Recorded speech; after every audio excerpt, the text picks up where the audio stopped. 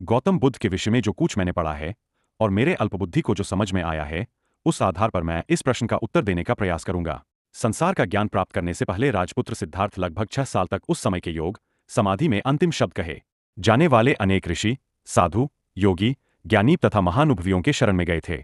आज की भाषा में इसे शब्दबद्ध करे तो जिसे डॉक्टर, इंजीनियर या जो कुछ बनने की इच्छा हो वह विद्यार्थी 10वीं कक्षा से ही तैयारी शुरू कर देता है। गौतम बुद्ध संसार का ज्ञान प्राप्त कर 6 साल तक दर दर भटकते रहे।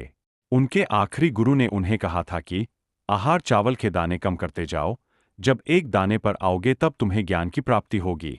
ज्ञान पाने की लालसा में बुद्ध ने वैसा ही किया। वे शारीरिक रूप से बहुत ज्यादा कमजोर हो गए। उनका पूरा एक दिन वे बहते हुए पानी से दूसरी छोर जा रहे थे।